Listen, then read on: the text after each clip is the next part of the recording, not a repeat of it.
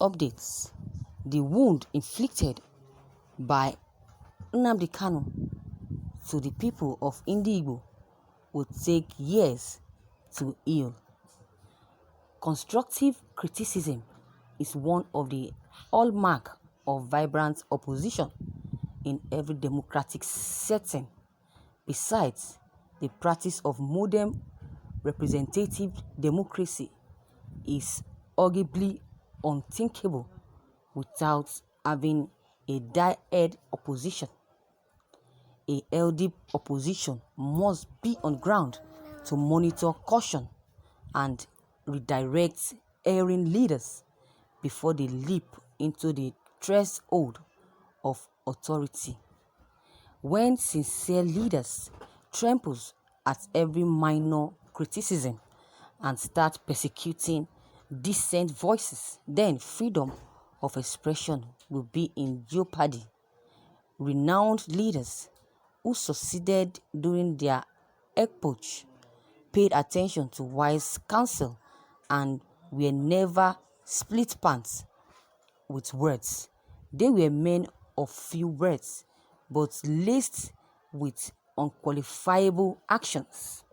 This expository analysis is born out of love and concern for the leader of IPOB who mischievously felt that freedom fighter can be approximated to a one-man show by sitting on his franchise radio to back, malign, and abuse leaders of thought in southern region. He thought his utopia nation will emerge spontaneously from the sky. Needless to say that he is a man that is fighting a good fight, but with wrong approach. Freedom fighter is not a one-man business. It takes the collective effort of the oppressed people to overcome the oppressors. Nnamdi Kanu by now must have learned his bitter lessons. Experience must have taught him that in the art of freedom fighting, one must curry the complete effort and support of all the sundry to succeed. Nnamdi Kanu squandered his goodwill by abusing and devouring into pieces individuals who would have given him the needed logistic for his mission. That was why when the caliphate devourers came, there was no one to stand for him. The people who were supposed to protect him went back to their shells because of his constant blackmails against them. Leaders of thought in the southeast of Nigeria for the past 5 years have been battered and treated like chicken shit by Nnamdi Kanu and his overzealous thugs masquerading as followers. Elders from the region are now a laughing stock in the eyes of everyone. Respect, unfortunately, has been thrown to the dogs, all because a man of his malicious radio told them the elders are Fulani slaves. Our brainwashed youth took it upon themselves to hunt down their fathers for immediate execution. What a confused generation. The grave wound IPOB and Nnamdi Kanu have inflicted on Ndigbo will take many years to heal. The quest for power and control made the same IPOB to ambush Senator Ike Ekweremadu at Germany and molested him. A distinguished senator was humiliated and tossed around.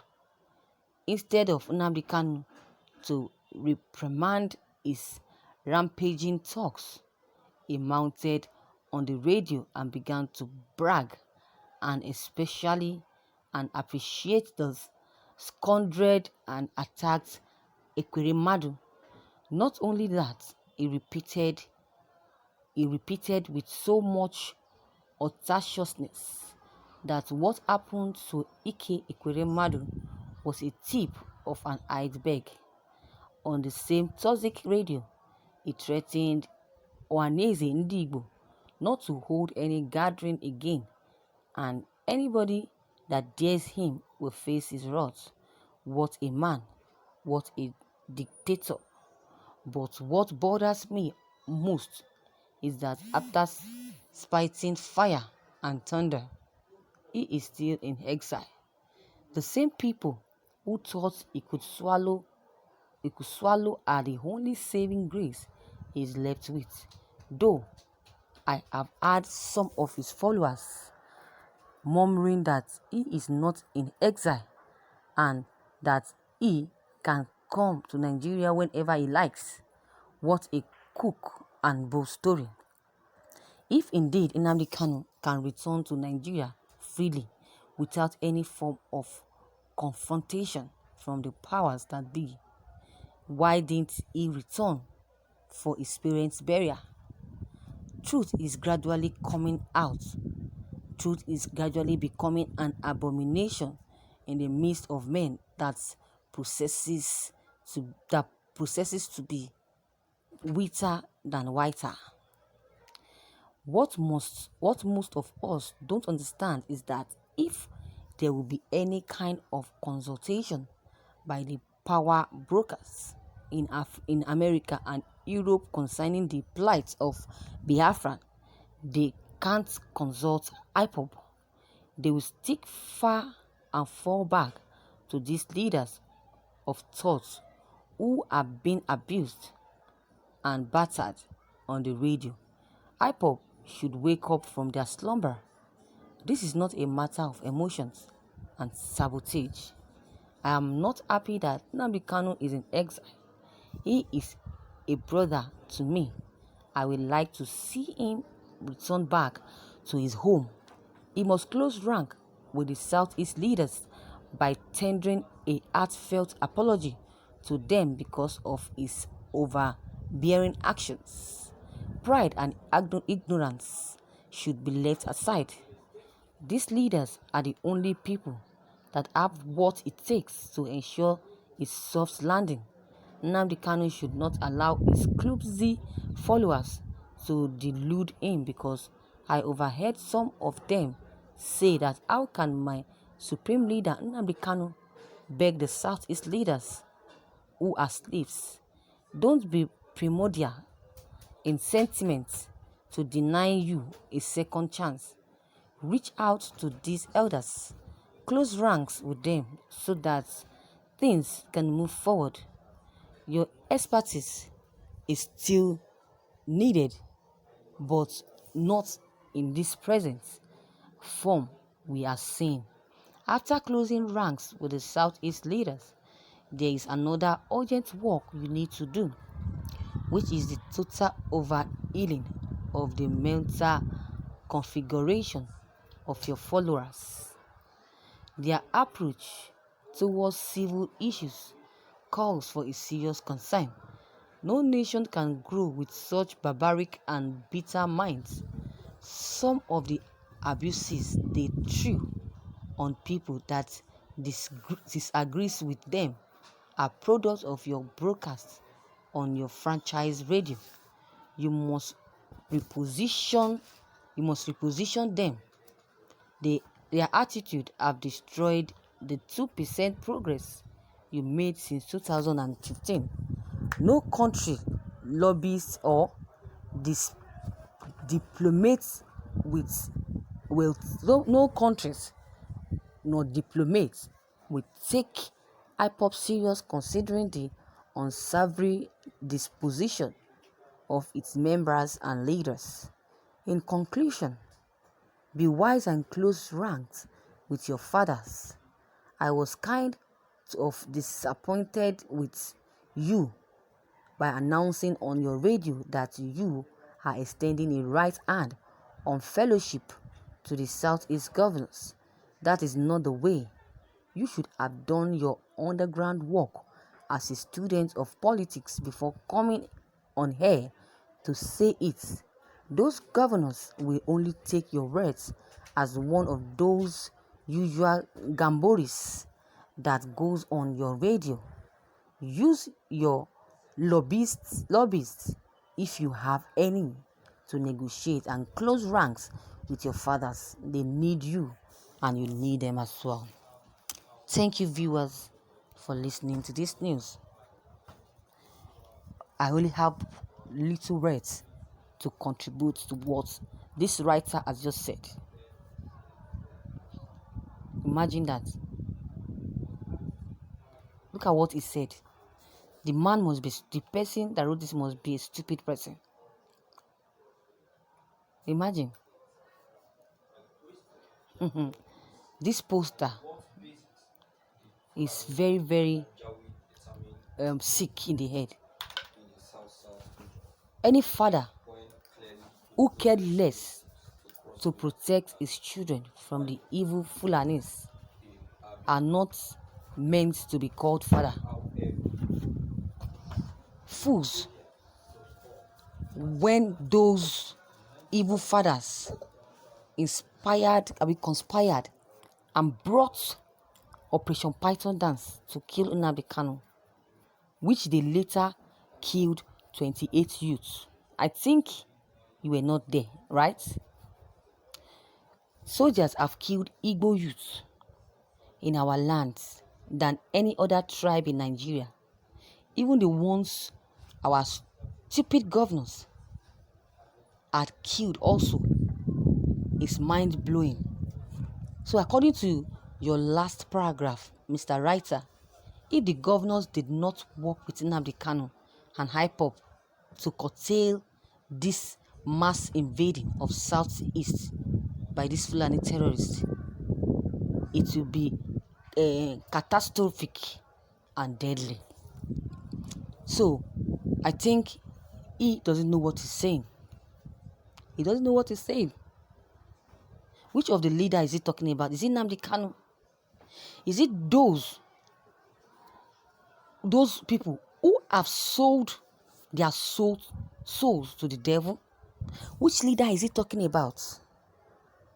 Is it those that have sold their souls to the devil that does not even know who to care about anymore? That does not know if people exist or not, if Nigerians exist or not? Mr. Writer, don't worry. He that sent him will direct him. He that sent Nnamdi Kanu will direct him.